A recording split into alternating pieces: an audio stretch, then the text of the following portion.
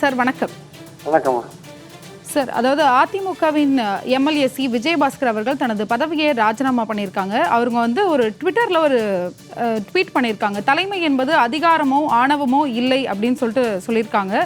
அவங்க தலைமை மீது ஏற்பட்ட அதிருப்தியின் காரணமாக தான் இந்த ராஜினாமா பண்ணியிருக்காங்களா? தலைமையின் மீது அதிருப்தின்றது தேர்தல் முடிஞ்ச உடனே ஆரம்பிச்சிடுது. ஆக்சுவலா தேர்தல் முடிஞ்ச உடனே சொல்றதை விட தேர்தலுக்கு முன்னாடியிலேருந்து அந்த தலைமை மீது அதிருப்தி இருக்கு. ஏன்னா சட்டமன்ற தேர்தலுக்கு பல மாதங்களுக்கு முன்பே விஜயபாஸ்கர் உட்பட ஒரு 6 முன்னாள் அதிமுக மந்திரிகள் போயிட்டு எடப்பாடி அவர்கள்ட்ட கட்சியை பலப்படுத்தணும், கூட்டணியை பலப்படுத்தணும், விலகினவங்களை சேர்க்கணும், யாரையும் விலக்கக்கூடாது, கட்சியை பலப்படுத்தணும்னு சொல்லும்போது அதெல்லாம் அவர் கேட்கவே இல்லை. கேட்காதையே ஏற்கனவே பல தோல்விகளை சந்திச்சிருக்கோம். நம்ம வரப்போற எலெக்ஷன்ஸ் விஜய் வேற இருக்காரு, நம்ம முக்கியமான தேர்தலாக இருக்கு. தொடர்ந்து தோல்வி தொண்டர்களை சலிப்படைய வச்சிருக்கு. கட்சியோட எதிர்காலத்தை பற்றி ஒரு கேள்விக்குறியாக உண்டாக்கியிருக்கு. அதனால நம்ம கட்சியை பலப்படுத்தணும், கூட்டணியை பலப்படுத்தணும்னு 6 பேர் சொன்னாங்க. ஆனால் அந்த 6 பேர் சொன்னதை அவர் கேட்கவே இல்லை. டிவி சண்முகம் சமீபத்தில் ஒரு விஷயம் சொன்னார். அதாவது பல கூட்டங்களில், அறைக்குள்ள நடந்த கூட்டங்களில் நாங்கள் பல விஷயங்கள் உங்ககிட்ட சொன்னோம். ஆனால் கடைசியில் நீங்கள் எங்களை அடக்கிட்டு நீங்கள் சொன்னதை நாங்கள் கேட்டுன்னு வந்தோம்.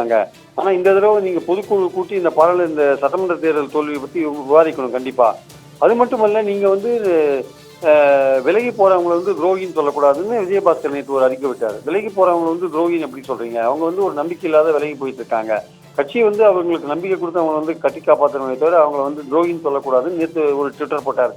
இன்னைக்கு நீங்கள் சொல்கிற மாதிரியான ஒரு ட்விட்டரை நீங்கள் போட்டிருக்காரு. ஸோ 2 நாளாக அவர் போட்ட ட்விட்டர்லேருந்து ஒரு விலகி போகிற விஷயத்தில் ரொம்ப கட்சியிலேருந்து ராஜினாமா பண்ணுற விஷயத்தில் தெளிவாக இருக்காருன்னு நமக்கு தெரியுது, ஏற்கனவே தெரியுது. ஸோ அந்த சூழலில் பார்க்கும்போது இதற்கெல்லாம் அடிப்படையான காரணம் பழனிசாமியோடைய அந்த ஸ்டைல் ஆஃப் ஃபங்க்ஷனிங் தான்.